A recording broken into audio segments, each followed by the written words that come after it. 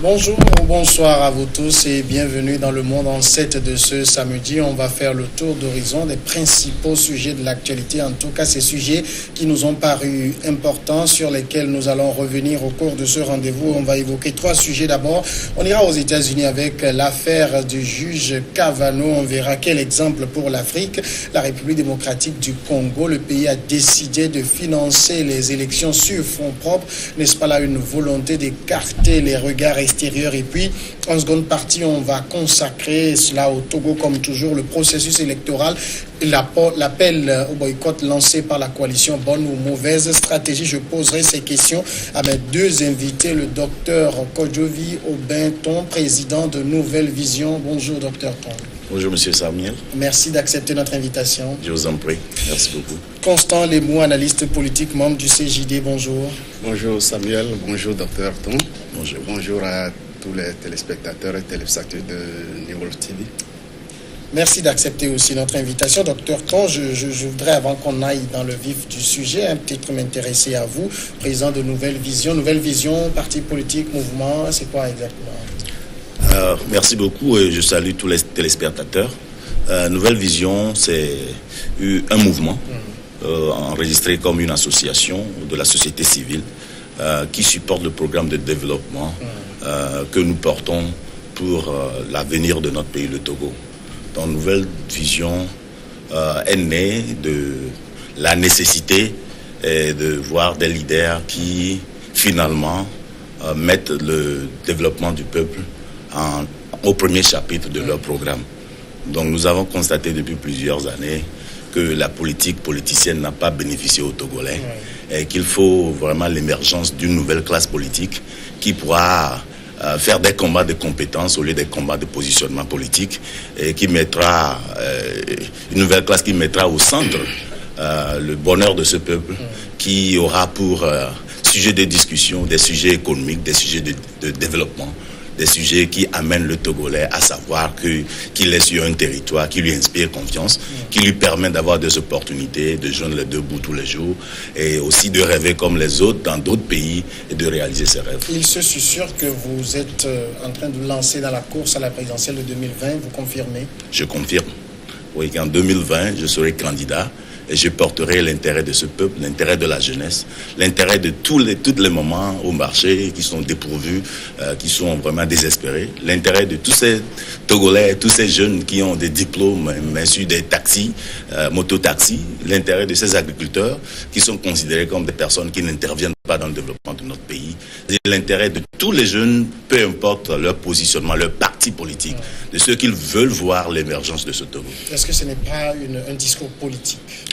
Ça dépendra de l'analyse de tout un chacun. Je suis très fier d'avoir devant moi un analyste politologue qui permettra peut-être au sujet suite à nos discussions de savoir si Nouvelle Vision ou bien le docteur Ton porte un projet politique ou bien un projet de développement, parce que peu importe le cas, moi je dis que la politique est un instrument de développement.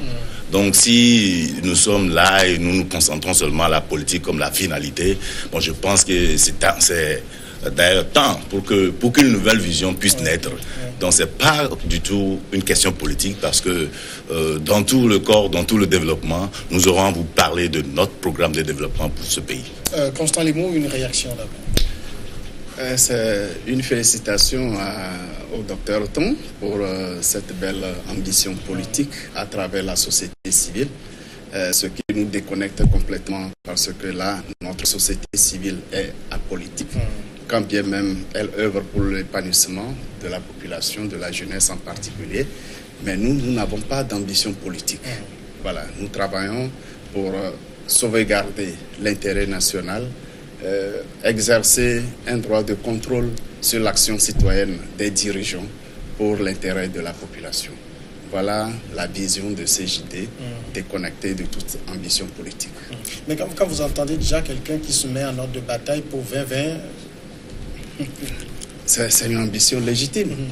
On ne peut pas, tous les citoyens en âge de voter, qui jouissent de tous les droits d'une manière globale, ont le droit de se présenter à quelque instance de décision comme candidat. Il n'y a pas de souci à cela. En tout cas, on viendra abondamment en seconde partie sur vos différentes propositions. On va attaquer le premier sujet, je l'ai dit, c'est l'affaire du juge Kavanaugh. Cette affaire fait grand bruit aux États-Unis. Eh bien, le juge Kavanaugh, c'est ce juge qui est nommé par Donald Trump. Il doit prendre place à la Cour suprême. Les juges de la Cour suprême aux États-Unis sont nommés à vie. Seulement voilà, depuis la décision de nomination, eh bien, des voix s'élèvent, surtout de femmes qui l'accusent d'agression sexuelle, de viol. L'une de ces femmes a été entendue d'ailleurs par le Sénat hier. Les faits dont elle accuse Brett Kavanaugh remontent à 36 ans. Brett Kavanaugh qui se défend, il se dit innocent. On va suivre cette illustration visuelle et sonore avant d'évoquer le sujet. Face au regard de 21 sénateurs, 11 républicains et 10 démocrates, le juge Brett Kavanaugh, qui s'était montré plutôt diplomate depuis que l'affaire d'agression sexuelle a éclaté, n'a pu contenir cette fois ses émotions lors d'une audience historique au Sénat. Entre coups de colère et sanglots, il a donné pendant près d'une heure sans interruption sa version des faits dans un témoignage émouvant. Le juge de 53 ans clame toujours son innocence et salue le soutien du président Donald Trump à sa candidature à la Cour suprême américaine. Je suis profondément reconnaissant envers le président Trump pour m'avoir nommé. Il a été si bienveillant envers ma famille et moi lors de cette soirée de juillet, au cours de laquelle il a annoncé ma nomination à la Maison-Blanche. Je le remercie pour son soutien immuable. Alors que Christine Blasey Ford est sûre à 100% d'avoir été agressée dans sa jeunesse par le juge Brett Kavanaugh, lui se pose un homme blessé. Il a dit ne pas mettre en doute que son accusatrice a été agressée sexuellement quand ils étaient lycéens, mais il a défendu encore et encore son intégrité devant l'assistance. Si la nomination du juge à la Cour suprême américaine semblait acquise au départ, son image n'a cessé de se brouiller au fil de nouvelles révélations. L'issue de cette parole contre parole devrait être connue prochainement. La commission judiciaire du Sénat a prévu de voter dès vendredi sur la candidature du juge, avant un vote en séance plénière dans les jours suivants.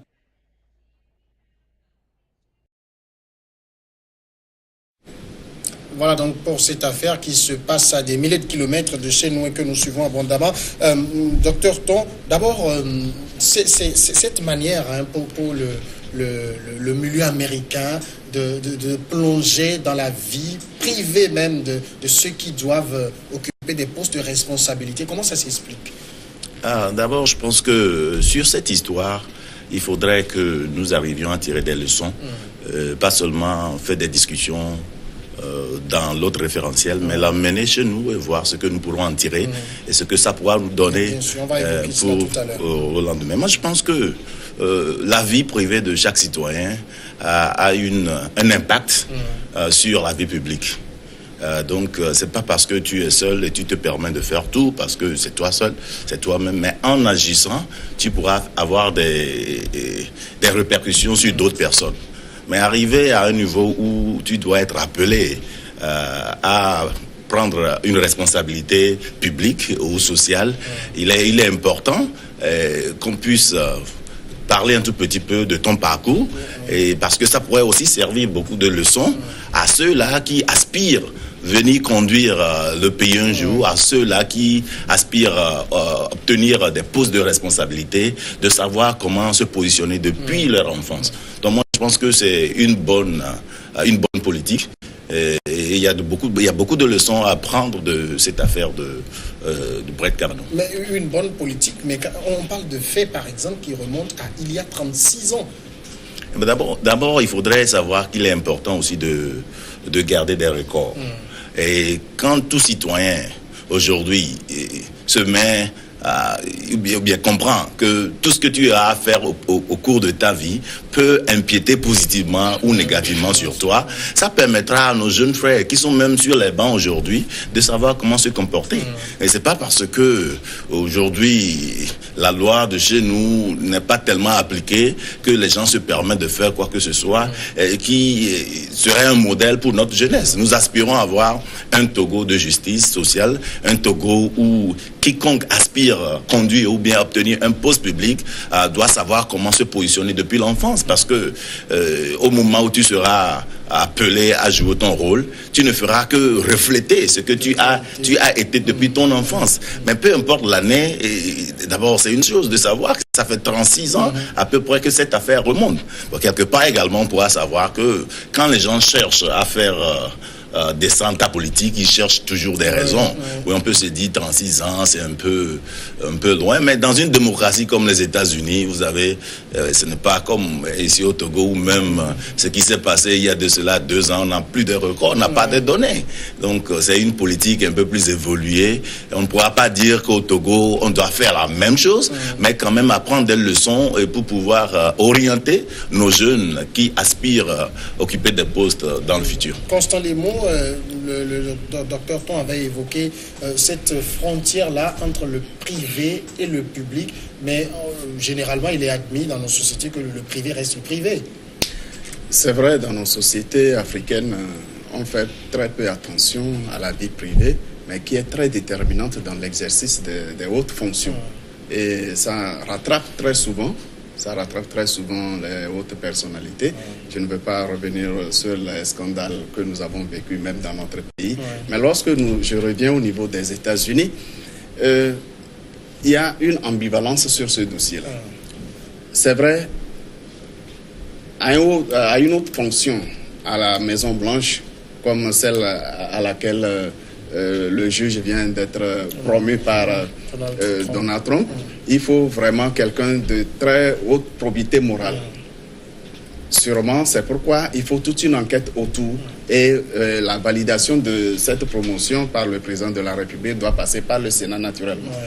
Alors, je pense que cette dame a saisi l'occasion, ou du moins elle est utilisée par le camp adverse, le camp démocrate, pour rejeter ou du moins contrecarrer la politique de Donald Trump. Je prends deux faits. On parle d'un fait qui remonte à 36 ans. 36 ans, les deux étaient au lycée, adolescents. Et nous connaissons le système d'éducation, les dispositifs autour de chaque élève. Aux États-Unis, chaque élève a un dossier. Il suffit de porter la main sur ton camarade, s'inscrit à ton dossier. C'est formidable qu'au lycée, aussi UP, on n'ait pas de fait à partir des dossiers du juge Kavanaugh. C'est un peu bizarre.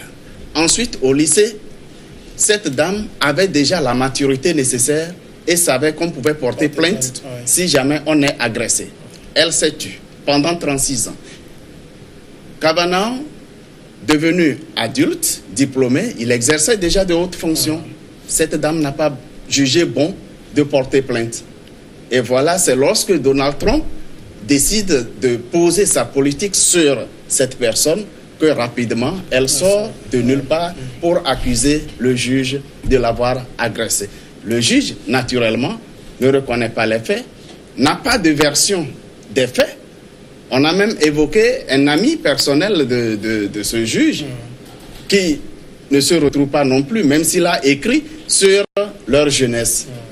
Voilà, en réalité, c'est une affaire purement politique.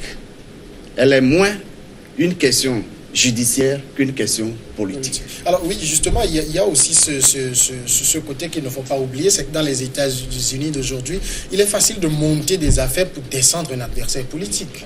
Ah, mais si vous êtes dans un jeu, sur un terrain politique, il faut jouer avec des lois politiques. Donc aujourd'hui, nous sommes pas sans savoir que la candidature, bien la présidence de Donald Trump pose beaucoup de problèmes, de mouvements dans toute la classe politique. Et déjà, quand il annonce qu'il va être encore candidat, même dans son propre département des libéraux, il a des problèmes. Donc là, maintenant, je suis d'accord avec mon frère que cette affaire est plus politique qu'une affaire sociale. Mais il faudrait savoir, est-ce que le problème, est-ce que c'est monté contre lui? Parce que si c'est monté contre lui, je crois qu'il y a des spécialistes également qui peuvent arriver à destination à défendre ce juge. Donc là, on laissera peut-être la chance au temps pour voir ce que la fin donnera. Mais je suis sûr que si monsieur Bright a été pour longtemps à des postes, des positions de valeur, et que cette affaire n'a pas eu d'érosion, et c'est maintenant que ça se monte contre lui. Il est très clair de savoir que c'est une affaire qui a été soulevée contre lui et à cause de la politique. Mais contre lui comment? Contre lui parce que c'est inventé? Je ne pense pas. Bon, les faits vont nous donner raison dans quelques jours. Mais la grande leçon pour moi, c'est que il faudrait que notre jeunesse, ceux qui aspirent aujourd'hui à devenir des responsables, et chacun de nous doit savoir comment se comporter. Parce qu'il est important, oui c'est vrai, il a bien souligné que depuis déjà le Middle School, on commence pas à avoir des records. Pourquoi pas même les écoles, depuis la base jusqu'au 5th grade. Donc il y a des records pour tout étudiant, pour tout le monde. Et ces records permettent quand même d'avoir un profil social, un profil psychotechnique de chaque candidat, de chacun qui se présente pour quelque chose. Donc la grande leçon pour moi que je veux que la jeunesse togolaise puisse apprendre de ça, c'est que nos comportements d'aujourd'hui peuvent influencer sur nos vies dans le futur. Alors justement, il y a cet aspect, parce que la question que nous posons avec ce sujet, c'est quel exemple pour l'Afrique?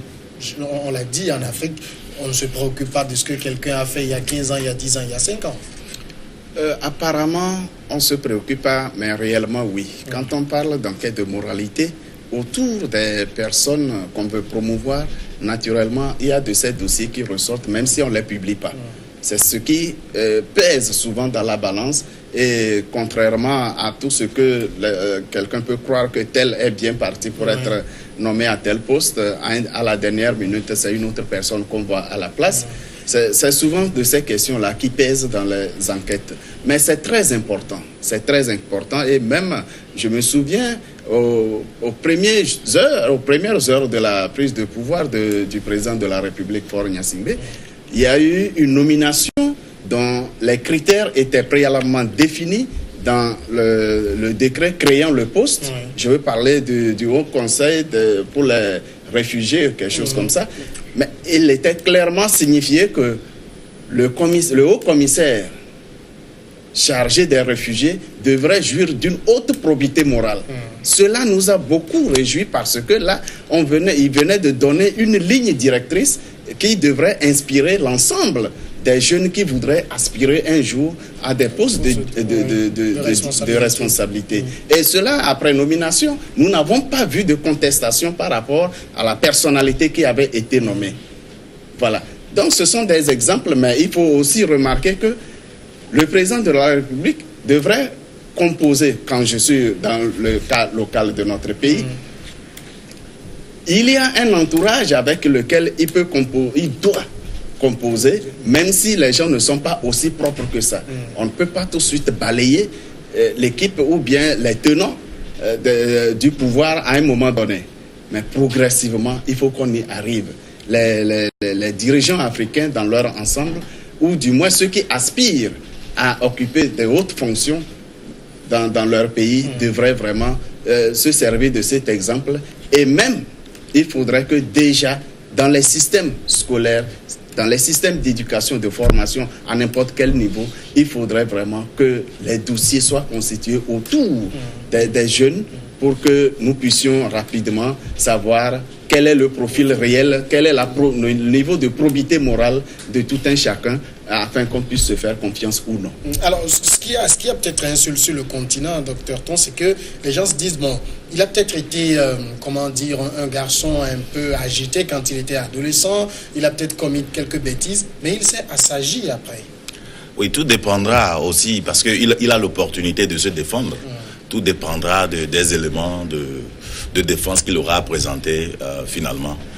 Mais si on revient, on replace cette histoire dans le contexte africain pour en tirer des leçons.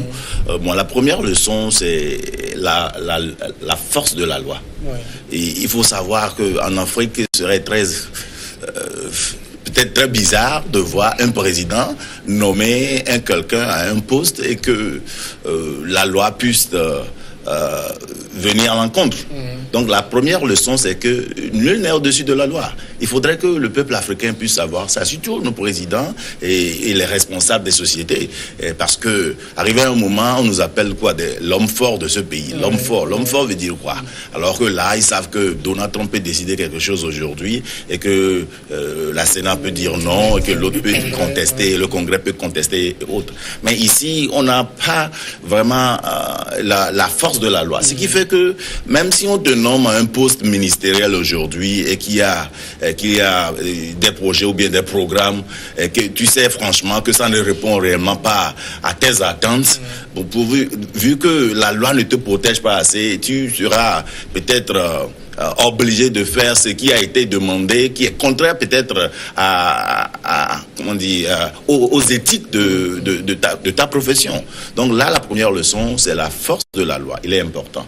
Et la deuxième leçon que j'ai tirée de ça pour le peuple togolais, c'est la responsabilité et la redevabilité. Donc, il faudrait que depuis les bancs à l'école, que nos jeunes apprennent à être responsables et à donner, à être redevables par rapport à toutes leurs actions. Et on a l'intention que l'école en Afrique nous forme pour être mauvais. Parce que moi, je me souviens, lorsqu'on était sur les bancs ici en Afrique, au Togo, c'est rarement que quand le professeur te pose une question, que tu donnes une réponse qui est fausse, c'est rarement que le professeur te demande comment tu as eu la fausse réponse, comment tu as eu ceci, pour voir là où tu as le problème, pour voir ceci. Il n'y a pas un raisonnement, il n'y a pas un sens de responsabilité qui est appris depuis les salles de l'école. Donc, je crois que l'histoire de Kavanaugh peut servir en tant qu'un élément incitatif à la qualité de notre éducation. Il faudrait que chacun de nous sache que tout ce qu'on aura à faire aujourd'hui, on doit être responsable de ses faits et de ses conséquences demain. Donc, si déjà le jeune, depuis les lycées ou bien même depuis le collège, sait que en faisant ceci, et en prenant les drogues, en faisant ceci, en étant enfermé et tel, ça peut avoir des conséquences sur sa vie future. Je pense qu'on commencera à avoir une société vraiment très logique, une société développée. Parce que développer, c'est quoi? Après tout, ça devient une histoire mentale. On se développe mentalement d'abord avant de le produire physiquement. Donc voilà les deux grandes leçons que moi j'ai pu tirer de ça. La force de la loi pour que chacun de nous, chaque responsable, que ça soit chef traditionnel et autres, sache que nul n'est au-dessus de la loi et que nous devons tous être capables d'être jugés par cette loi et d'une manière vraiment crédible. Et deuxième leçon, être responsable de nos actes. Et voilà. Alors il y a aussi quelque chose. Est-ce qu'on essaie d'empêcher, par exemple, les gens de vivre simplement? Les gens sont ce qu'ils sont. Et après, bon, on peut changer. Effectivement. Bon, quand on prend le lycée où on fréquentait le juge et l'accusatrice, ce n'est pas un lycée ouvert à n'importe qui. C'est le lycée des enfants des riches. Et la dame reconnaît que, au fait, il y a de ces actes répétitifs auxquels elle a assisté ou elle a été victime, comme elle le dit. Ça veut dire qu'en réalité, c'est un groupe d'adolescents qui s'amusaient beaucoup. Mais alors, si elle a décidé de se faire utiliser par sa conviction politique ou sa classe politique pour empêcher le juge d'accéder à cette autre fonction, ça c'est un choix. C'est un choix. Vraiment, c'est une grosse responsabilité qu'elle porte en se remettant elle-même en cause, parce que là, elle se livre peut-être sans le savoir, parce que elle reconnaît avoir de ces fréquentations douteuses. Elle-même, elle se compromet. Justement. Alors, nous sommes parfaitement d'accord que ce sont de mauvais actes. Mais à l'âge d'adolescence, c'est vrai, il y a des écarts de comportement que les parents cherchent toujours à corriger. On ne peut pas demander à un adolescent d'être à 100% correct. D'ailleurs, l'âge d'adolescent, nous savons tous que c'est un âge trouble, d'où la vigilance est requise de la part des parents. Mais ces comportements échappent souvent aux parents. Ça échappe. Loin de nous l'idée de justifier de tels comportements. Pas du tout. Mais lorsqu'une personne est arrivée à dépasser a dépassé une situation, une période trouble de sa vie et qui a montré des valeurs et le sens de responsabilité, il ne sert à rien de le faire rattraper par un passé qui n'a pratiquement pas grand-chose à faire avec les fonctions auxquelles il est appelé. Sinon, pourquoi un prisonnier est appelé à être reconverti ou du moins se rattraper dans la société, se réinsérer et être utile à cette société? Là, il suffit d'un hic ou un et puis c'est fini. Toute la vie est complètement fichue. Là, nous ne sommes pas d'accord. Seulement, nous reconnaissons que dans les démocraties occidentales et américaines, cette question de relations sexuelles a toujours fait grand bruit. Vous vous souvenez de l'affaire Levinsky? Vous vous souvenez de l'affaire DSK? Donc, vraiment, ce sont des questions sur lesquelles les sociétés occidentales et américaines sont extrêmement sensibles. Nous le reconnaissons. Il faut que nous améliorons aussi notre système d'éducation. Aucun président américain ne peut se permettre la polygamie. Mais en Afrique, c'est dans la loi, c'est ça. Voilà. Ça ne choque personne, en tout cas. Ça ne choque personne en Afrique, mais nous devons faire l'effort d'améliorer pour que nous ayons l'équilibre nécessaire quand nous sommes aux affaires pour pouvoir gérer les responsabilités qui nous sont confiées. Docteur Tom. Oui, quelque part, je voulais aussi porter une attention particulière au fait que il ne faut pas que les médias aussi nous transforment trop en Afrique. Il y a des réalités culturelles qui ne sont pas au fait des sujets de haute discussion qui sont peinturés à l'étranger, des sujets auxquels nous perdons nos temps pour discuter. Bon, je reconnais que l'Amérique a une démocratie, si on veut la comparer par rapport à l'Afrique un peu plus évoluée, si nous nous mettons sur la même ligne. Mais cette histoire, parce qu'en Amérique, par exemple, tu peux être même accusé de violer ta propre femme. Et, bon, donc il y a des réalités au fait. Si nous voulons les remettre intégralement dans notre société, nous allons être déboussolés complètement. Donc je pense que l'essentiel de l'histoire, c'est de voir ce qui est applicable et la leçon qu'on peut tirer pour faire évoluer notre société en tenant au fait en compte notre culture. Parce que à des niveaux donnés, moi je pense que nous avions au passé une démocratie, une structure politique plus solide que ce que nous avons en démocratie aujourd'hui. Et selon certains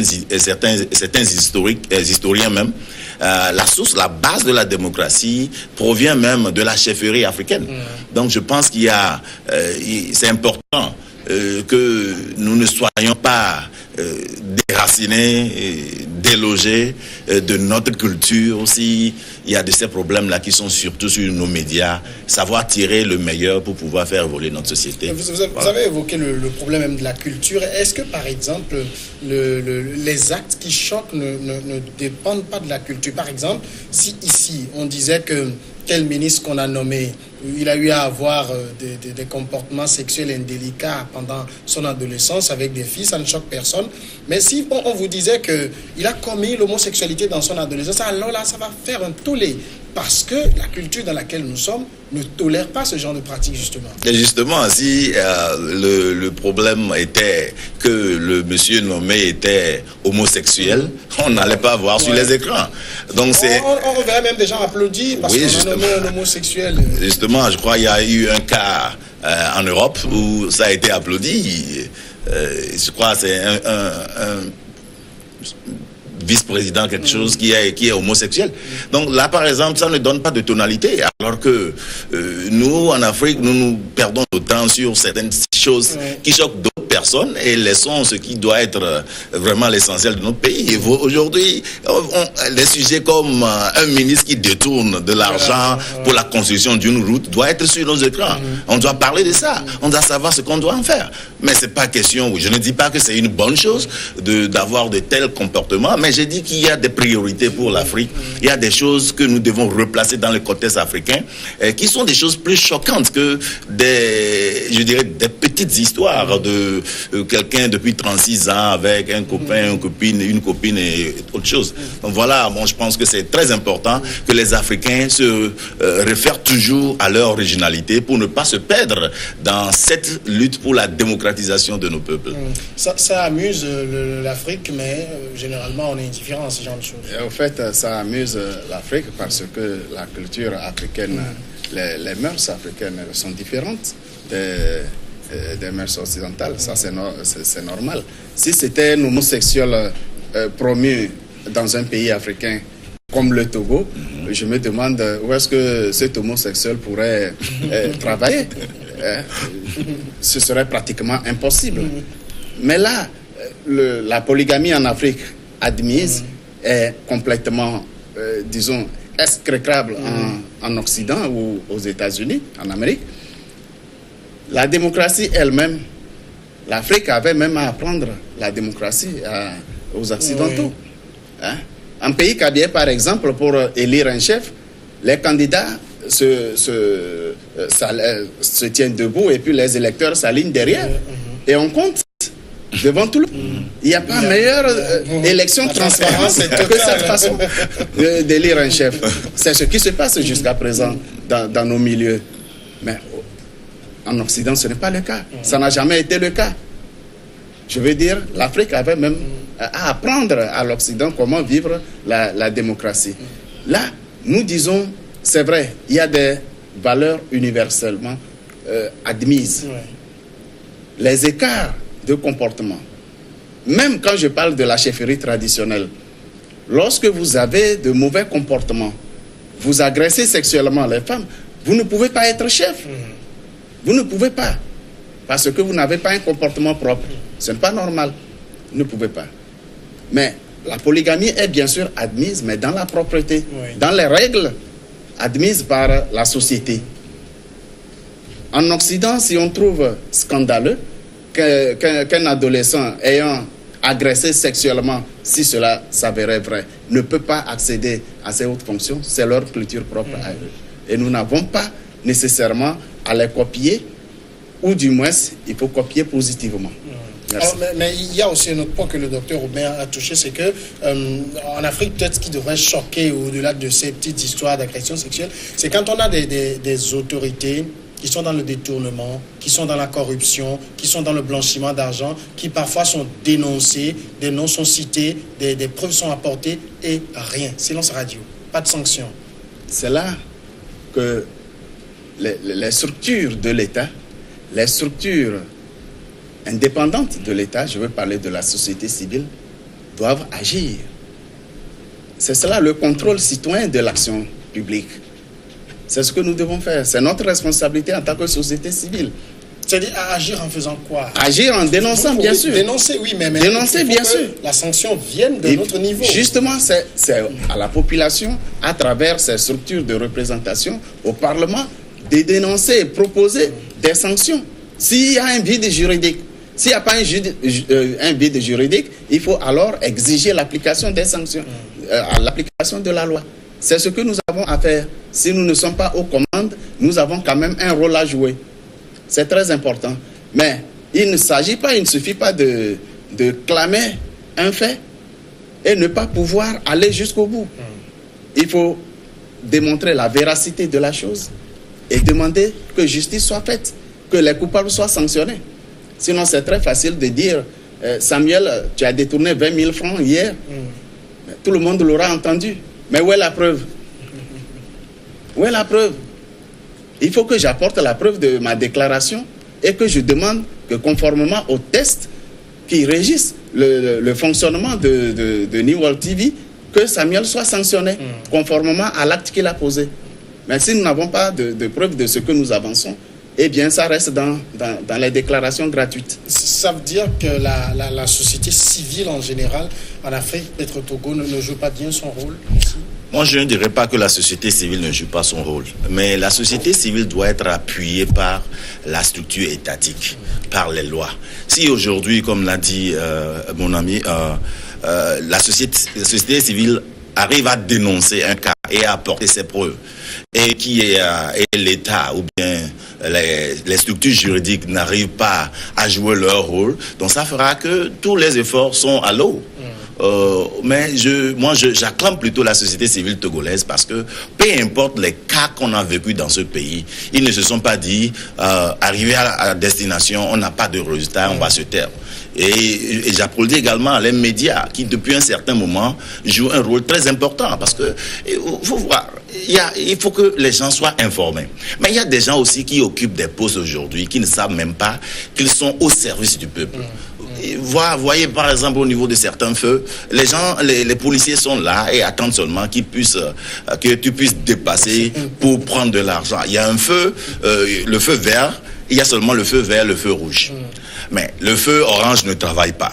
Au lieu que ce policier à ce poste informe l'autorité responsable sur ça, non, il préfère être derrière le feu et attendre celui qui va passer et va violer le feu. Alors que, comment les gars peut savoir le temps de... Vous voyez un peu ce que j'ai dit. Donc il y a de ces comportements que la société civile dénonce à chaque fois. Mais je dirais que la société civile togolaise fait un travail très important. Mais il doit être appuyé maintenant par les lois, par l'application des tests. Donc voilà justement l'exemple qu'on a donné où dans ce pays, à moins qu'il n'y ait pas de preuves, que des gens ont détourné l'argent même sur des portions de construction de routes. Des gens ont construit de détournement de fonds de la canne et on sera... Justement, il y a beaucoup de choses de ce pays et moi je pense que c'est tout ce qui justifie vraiment la création de la nouvelle vision. Parce que nous sommes arrivés à un moment où on a constaté que la politique togolaise ne permet pas le développement et que certains amis se sont regroupés dans un endroit, dans un cercle où ils essaient de s'excuser à chaque moment parce que l'autre étant aussi en défaut comme son prochain n'arrive pas à dénoncer. Donc il faudrait que ça change. Et notre génération, nous ne pourrons pas seulement vivre ces réalités de nos aînés sans rien faire. Donc aujourd'hui, nous ne sommes pas venus pour pouvoir pointer de doigt qui que ce soit, mais apporter des approches de solutions, apporter des innovations pour que ça puisse être résolu, afin que tout Togolais jouisse de son droit et jouisse de sa liberté. Donc c'est vraiment très important et je profite pour encore remercier la société civile togolaise qui ne se tait pas du tout sur les méfaits de la société, mais qui doit être accompagnée et par l'État et par la presse. Ça doit vous réjouir constamment. Oui, comme le docteur Ton l'a dit, la société civile togolaise, elle se bat, mais quelquefois, elle se met elle-même le bâton dans les roues quand elle confond allègrement société civile et politique. Puisque la société civile devient comme une transition, un tremplin pour accéder au poste politique. Nous n'avons pas encore perdu à mémoire quand un haut responsable d'une organisation de la société civile se disait prête à exercer les fonctions de Premier ministre. Premier ministre. Prêt à entrer au gouvernement de transition. Je vais parler de Togo Debout, qui a proposé tout un mécanisme de gestion d'une hypothétique transition au Togo. Nous rappelons malheureusement la transition que nous avons déjà vécue dans les années 90. Et là, nous avons compris tout de suite que la société civile est souvent travestie. On n'a jamais appelé, aucune société civile n'a jamais appelé à descendre dans la rue et réclamer les 600 millions détournés au niveau de la CAN. Aucune société civile n'a mobilisé des gens pour exiger des clarifications sur le détournement, les supposés détournements. Je dis supposés parce que franchement, je n'ai pas encore les preuves matérielles de ce détournement des fonds destinés à la construction de la route Lomé-Vougan en Foin. Les gens en ont parlé, c'est vrai. Certains pensent détenir les preuves. Mais pourquoi ne pas aller plus loin? Pourquoi? Je n'ai jamais vu une plainte déposée devant un tribunal. Et pourtant, nous avons des tribunaux compétents en la matière. Personne ne l'a fait. Mais plutôt, on cherche rapidement à transférer ces questions économiques sur les préoccupations politiques et finalement, nous nous demandons, est-ce qu'on cherche à résoudre un problème politique ou bien c'est un problème économique? Voilà le mal de la société civile, c'est ça. Il y a un effort qui se fait par beaucoup d'organisations, mais qui se font entendre rarement, mais il y a un travail efficace qui se fait sur le terrain. Mais d'autres, dont la voix est très haute, malheureusement, n'ont que des ambitions politiques. Alors, cette confusion de la société civile au Togo entre le fait social qu'il faut dénoncer et voir améliorer et la politique, là, c'est ça aussi qui fait parfois qu'elle n'est pas prise très au sérieux. Bon, ça dépend. Des fois, il faudrait comprendre, il faudrait savoir là où placer les lignes. En tant que responsable d'une organisation de société civile, tu peux être citoyen toi-même. Oui. Mais si tu es citoyen, tu as tous les droits, comme toute autre personne. Mais ce que la loi défendrait, ou devrait défendre, c'est que si par exemple Togo Debout se présentait, ou bien le responsable du Togo Debout se représentait en tant que responsable du Togo Debout et représente Togo Debout dans la loi politique, dans la voie politique, alors on pourra le tamponner d'une surutilisation de son positionnement social.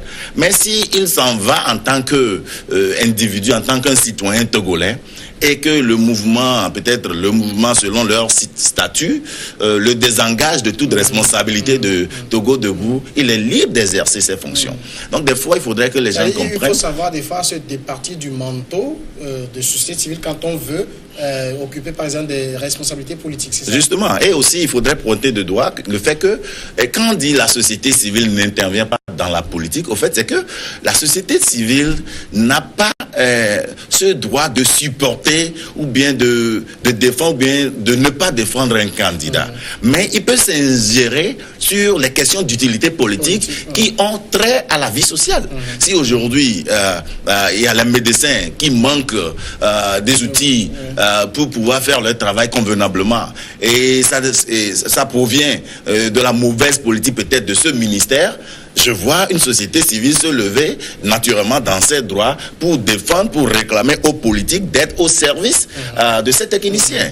Donc, des fois, il y a un mélange entre ce qui se fait et ce qui doit être fait. Donc, il est important que cette société civile également puisse elle-même savoir ce qu'il doit faire ou pas. Par exemple, je donne l'exemple de Nouvelle Vision.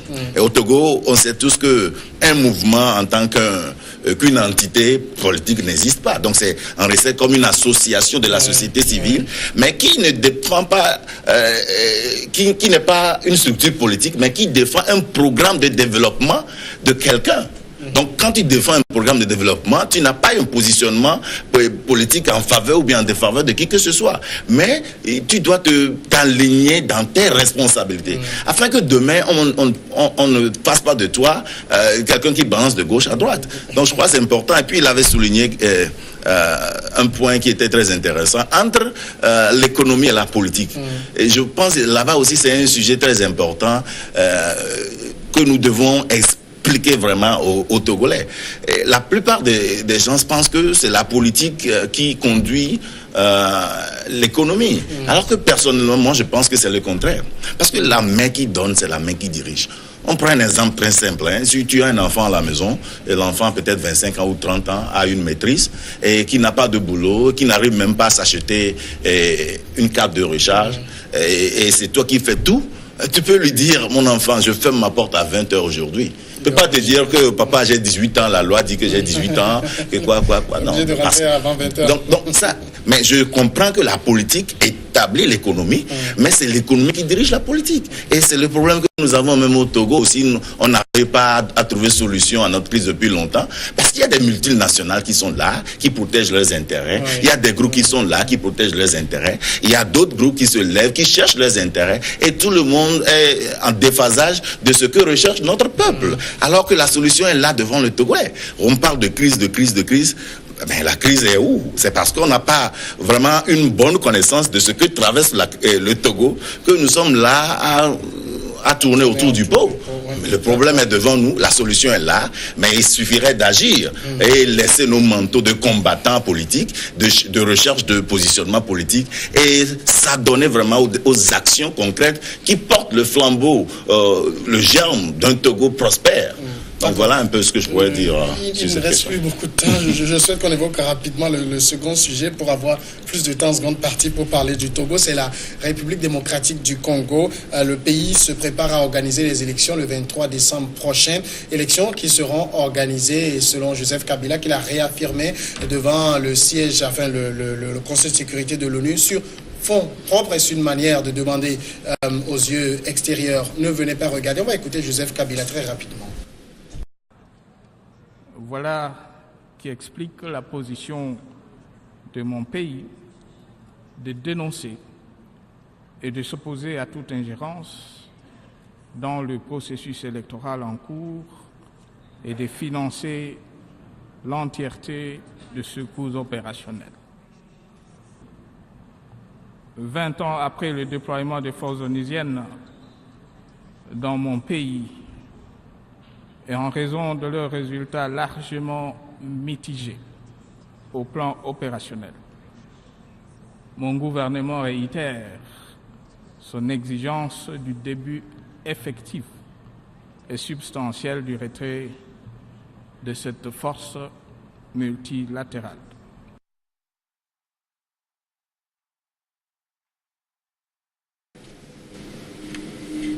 Joseph Kabila devant la tribune des Nations Unies. Et donc, voilà, il a réaffirmé à Constant Lemo le souci, le souhait pour la RDC d'organiser les élections sur fonds propres. Et il a dit qu'il ne souhaite pas d'ingérence extérieure. C'est juste pour ça. Apparemment, c'est pour éviter l'ingérence extérieure que cette décision est prise. Moi, j'aurais souhaité que ça soit plutôt une décision de s'assumer pleinement en tant que président de la République. Mais jusqu'à quand les pays africains vont demander de l'aide avant d'organiser les élections? J'aurais souhaité plutôt que la RDC donne l'exemple que désormais tous les pays africains organisent des élections sur fonds propres. Mais ça ne veut pas dire que l'Afrique ou les pays africains tournent le dos à l'aide internationale. Loin de là. Aucun pays ne peut estimer vivre en autarcie aujourd'hui. Ce n'est pas possible. Mais là, que ces fonds, sous forme d'aide extérieure, deviennent des facteurs d'influence politique dans nos pays, c'est ça le problème majeur à résoudre. C'est ça le problème majeur. Et effectivement, celui qui a l'argent, c'est lui qui décide. Rapidement, un pays qui finance, si c'est l'Union européenne ou un pays pris isolement qui finance les élections dans un pays, rapidement, ce pays peut décider de celui qui doit être élu dans ce pays africain. Et c'est ça qui lie souvent les pays africains, les gouvernants, aux multinationales qui financent à contrario. Les pays africains financent sans le dire les élections en Occident. Des mallettes bien garnies passent régulièrement pour soutenir les candidats aux élections présidentielles en Europe, mais personne n'en parle. Et on n'invite jamais ces pays africains à aller observer les élections. Docteur, l'Afrique a réussi à s'infantiliser au niveau des élections? Là, remontant un tout petit peu au développement de mon frère, je dirais que c'est très important que l'Afrique se réveille. Suivant l'exposé de son Excellence Joseph Kabila, je ne vois en aucun cas Joseph Kabila dire qu'il refuse à ces observateurs étrangers de s'ingérer dans le processus électoral. Il n'a pas dit ça. Il n'a pas dit que... Parce qu'il sait que le Congo, au fait, appartient à une organisation internationale et de droit. Et ces organisations internationales ont le devoir de regard sur certaines décisions politiques. Donc, quand il dit que les fonds propres du pays seront utilisés pour l'organisation de leurs élections, il ne faudrait pas que les médias internationaux nous peinturent des choses différemment pour faire croire que, bon, justement, il le fait parce qu'il voulait faire ceci. Et pourquoi? Parce qu'ils n'auront plus la même mise. Parce que il faut que les les Africains comprennent également que l'organisation de ces élections, ce ne sont pas souvent des aides, ce sont des prêts. Et ils sont des prêts aussi qui sont aliénés. Et il a bien souligné ça. D'accord, je suis obligé de vous couper parce qu'on doit rendre l'antenne pour suivre le journal et on va revenir en seconde partie pour avoir plus de temps. On ne pourra pas revenir malheureusement sur la RDC. À tout de suite.